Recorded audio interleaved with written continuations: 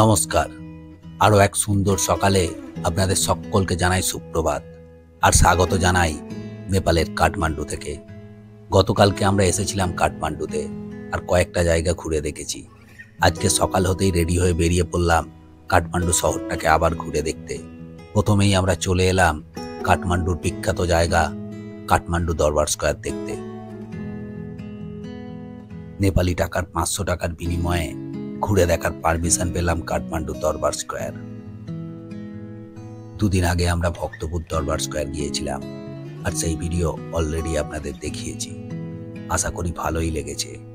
আর আজকে আমার সাথে চলুন কাঠমান্ডু দরবার স্কয়ার দেখি আর তার সাথে দেখি শ্বেত ভৈরব ও কাল ভৈরব।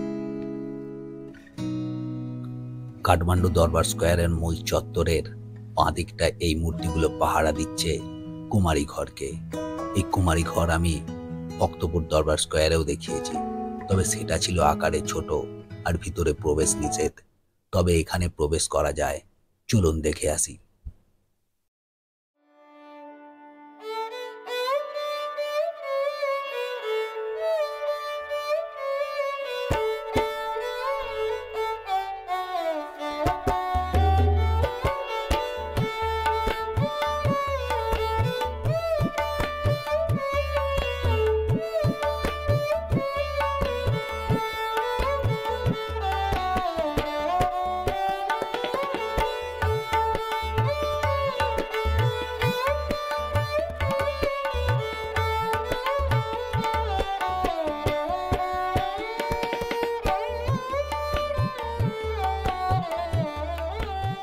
পোড়ামাটির ইট আর কাঠের তৈরি এই বিশাল স্থাপত্যই হলো কাঠমান্ডুর দরবার স্কয়ারের কুমারী ঘর।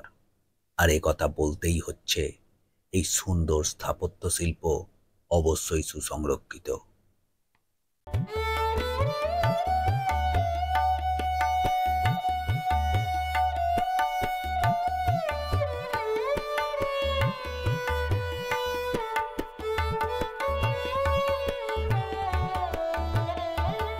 বেশিরভাগ সিনেমার পর্দায় দরবার স্কয়ারের এই কামদেব মন্দিরটাকেই দেখানো হয়।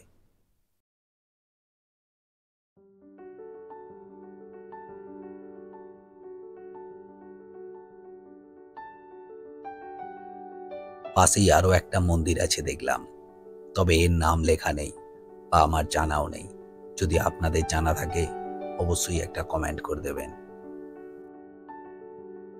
একটা জিনিস খেয়াল করলাম, এই বিখ্যাত পর্যটক স্থলের ভিতর দিয়েই চলেছে বিভিন্ন রকম গাড়ি ঘোড়া, আর মাঝে মধ্যেই বেজে উঠছে সেই সমস্ত গাড়ির হর্ন।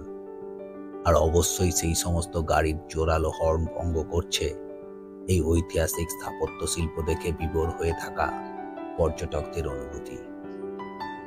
এই সাদা বিল্ডিংটায় বসবাস করেন নেপালের বর্তমান রাজ পরিবার। এই প্যাগোডা স্টাইল মন্দিরগুলোই নেপাল তথা কাঠমান্ডুর বিশেষ বৈশিষ্ট্য। এটা দরবার স্কয়ারের দিকে মুখ করে দাঁড়ালে বাঁ দিকের রাস্তাটায় এদিকে কয়েকটা মন্দির রয়েছে দেখলাম, তাই প্রথমে এদিকটাতেই এলাম। আর এই দরবার স্কয়ারের মূল আকর্ষণ শ্বেত ভৈরব ও কাল ভৈরব রয়েছে দরবার স্কয়ারের ডান দিকের রাস্তাটায়, সেদিকটায় পরে যাচ্ছি।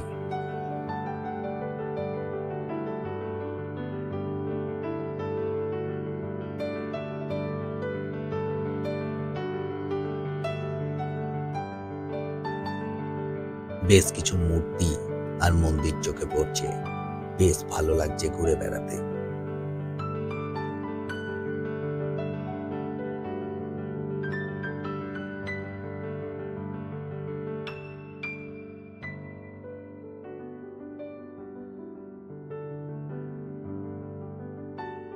একটা পিতলের তৈরি মন্দিরে অনেকেই পুজো দিচ্ছে দেখলাম।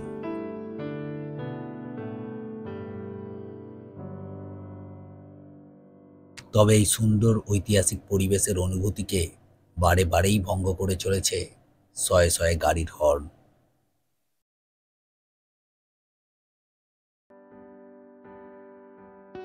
এবার ডান দিকের রাস্তাটায় শ্বেত ভৈরব আর কাল ভৈরব দেখার পালা।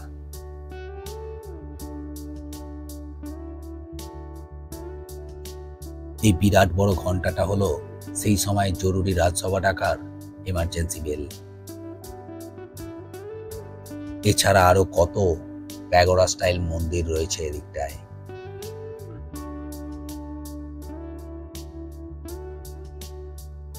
এই হলো শ্বেত ভৈরব। এদিকটায় আসলে প্রথমেই এই শ্বেত ভৈরবের মন্দির পড়ে, তারপরে রয়েছে কাল ভৈরবের মন্দির। দেখলাম অনেক স্থানীয় মানুষ এখানে এসে পুজো দিচ্ছেন আর প্রদীপ জ্বালাচ্ছেন।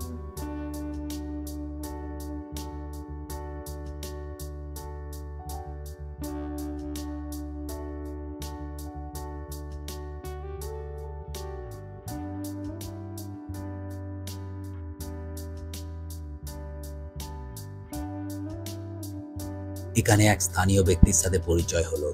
ওনার কাছে জানতে পারলাম এক বিশেষ তিথিতে ওয়াইন দিয়ে পুজো করা হয় এই শ্বেত ভৈরবকে, আর গ্যালন গ্যালন ওয়াইন বিতরণ করা হয় সাধারণ মানুষের মধ্যে ভগবানের প্রসাদ হিসাবে। চলুন ওনার মুখ থেকেই সে কথা শুনি। 10 people or 100 people, thousands of people all over the valley. They come here, and especially the girls, they cannot come in the crowd because it's very aggressive. Because you know, girls are a little bit like they cannot because the place is not like the situation of the time when they are drinking is a little wild. Why? So girls are scared to come inside because they think they get squeezed. So there is another day special for only girl. Only So that time only girls, no boys. No boys. Boys can just come and see the fighting. Actually the fun. see the fun. Girls also fight. Girls also, they fight. Fighting means not dishim. No, I know. They are just I understand. struggling for the Yes. drink because that drink is so special. Once you drink, you get more energy Because come from God. because it's coming blessing from God. Blessing from God. Thank you, sir. Sure. We should meet you again. That's the wall. You see that wall? Just in front. In front of the Kal Bhairav. That's the Kal Bhairav. Okay. Thank you, sir. Have a good day.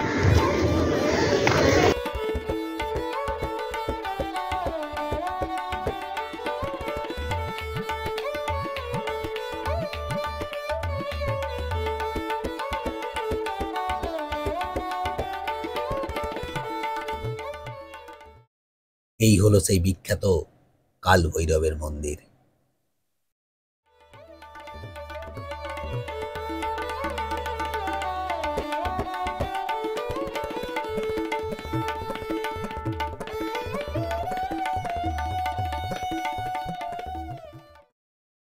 দেখলাম এখানে আরো বেশি সংখ্যক মানুষ পুজো দিচ্ছেন আর প্রদীপ জ্বালাচ্ছেন।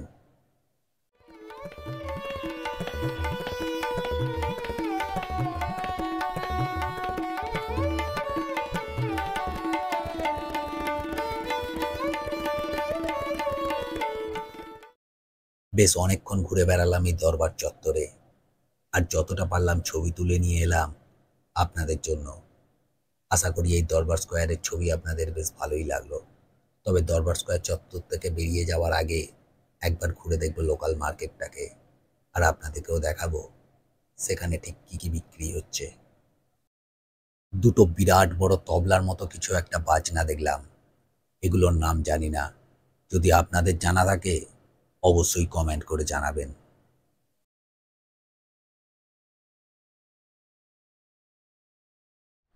সামনের দিকের এই রাস্তাটা দিয়ে এসেছি আমরা দরবার স্কোয়ারের মূল চত্বরে, আর এই রাস্তার বাঁদিকটায় রয়েছে একখানা মিউজিয়াম।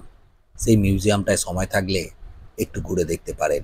আর মিউজিয়ামের ঠিক উল্টো দিকেই রয়েছে এখানকার মার্কেট, সেখানে বিভিন্ন রকম জিনিসপত্র পাওয়া যায়। চলুন আমার পছন্দের কয়েকটা জিনিস আপনাদেরকেও দেখিয়ে দিই।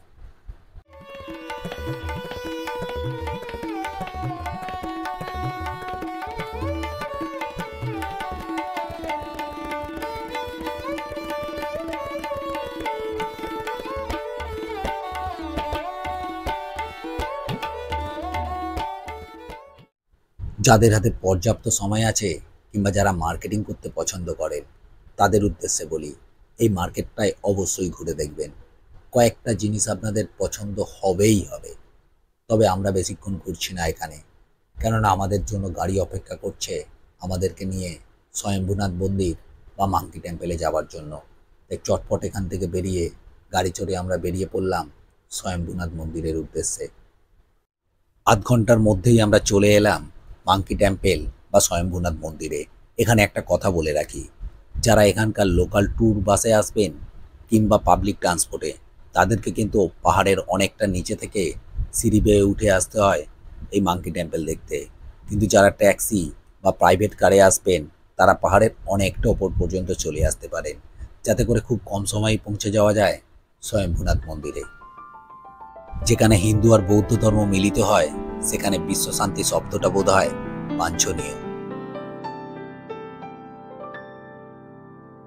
টিকিট কেটে ওপরে ওঠার সাথে সাথেই চোখে পড়বে এই দৃশ্যটা।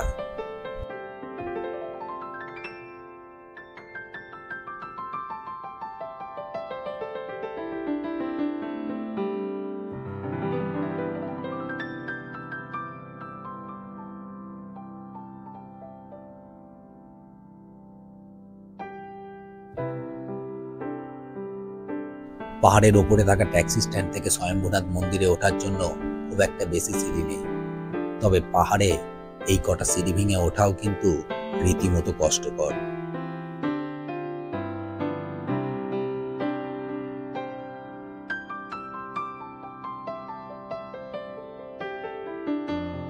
শেষমেশ এই কটা সিঁড়ি ভেঙে উঠেই পড়লাম স্বয়ম্ভূনাথ মন্দিরে।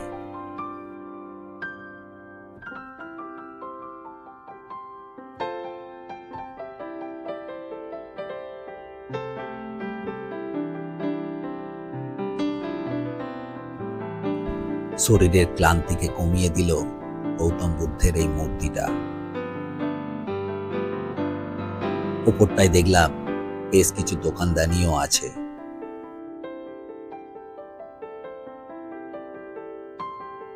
এই হলো স্বয়ম্ভূনাথ মন্দির বা মাঙ্কি টেম্পেল।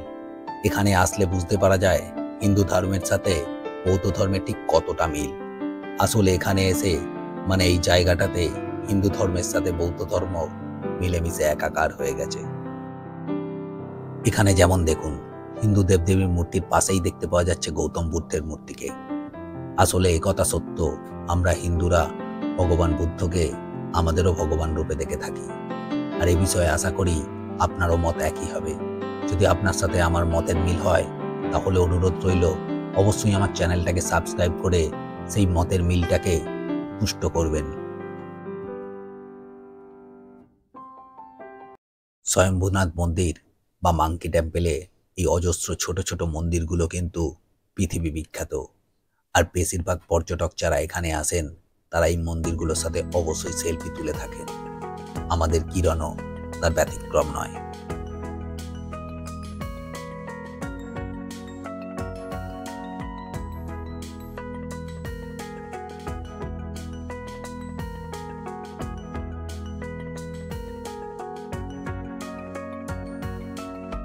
এটা হলো প্যাগোডা স্টাইল হিন্দু মন্দির।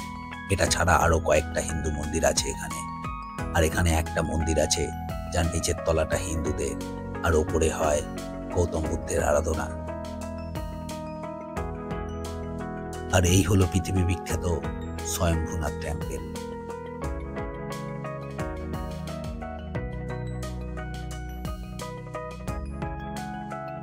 এটা হলো ভগবান সূর্যের প্রতীক। আর তার পাশে থাকা এইটা কিসের জন্য ঠিক ব্যবহার করা হয় বুঝতে পারলাম না। যদি আপনাদের জানা থাকে অবশ্যই কমেন্ট করে জানাবেন।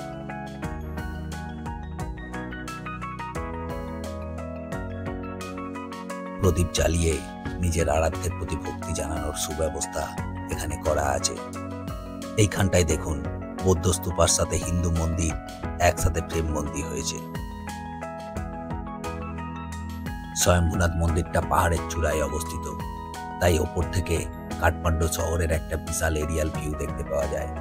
এবং তার জন্য মন্দির চত্বরে একটা ভিউ পয়েন্টও করা রয়েছে। এই মন্দিরে গেলে অবশ্যই একবার ওই ভিউ পয়েন্টে গিয়ে কাঠমান্ডু শহরটাকে দেখে আসবেন, ভালো লাগবে।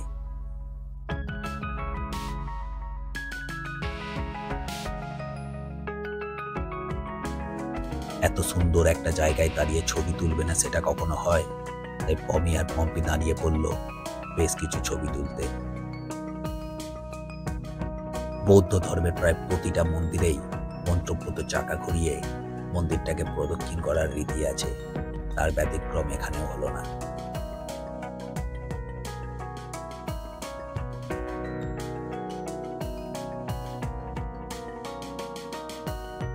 আমিই বা বাদ যাই কেন? তাই শক্তি, জ্ঞান আর আত্মজ্ঞানের মন্ত্রলেখা চাকাগুলোকে ঘুরিয়ে আমিও বেশ কিছুটা পূর্ণ অর্জন করে নিলাম।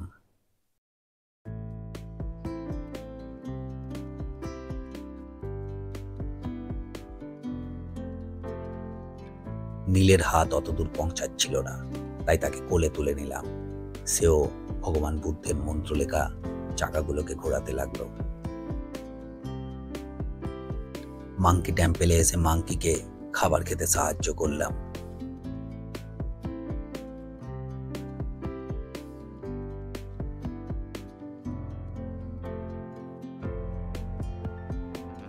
এই হলো সেই মন্দির যার নিচের তলায় পুজো হয় হিন্দু দেবদেবীর, আর ওপরের তলায় হলো বৌদ্ধ মঠ।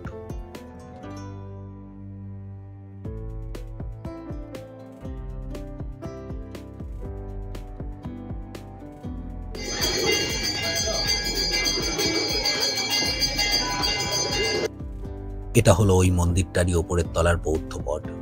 দেখুন কিভাবে হিন্দু আর বৌদ্ধ ধর্ম একসাথে মিলেমিশে গেছে।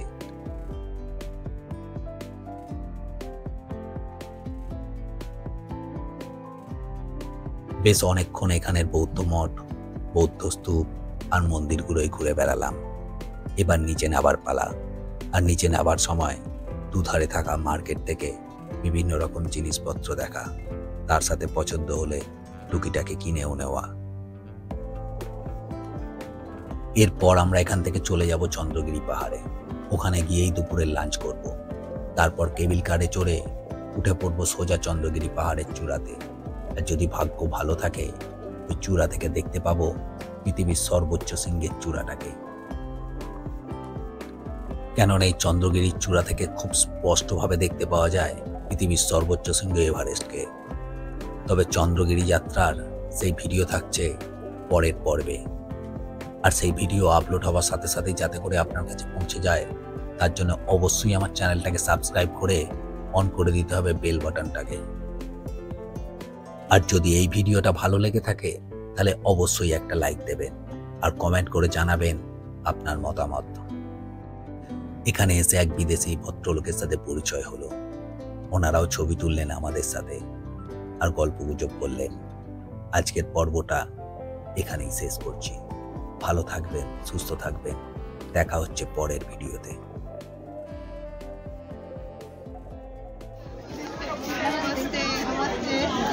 Which country from you? US. US? Yeah. Oh, we are from India. Oh, nice to meet you. Namaste. Yeah, namaste.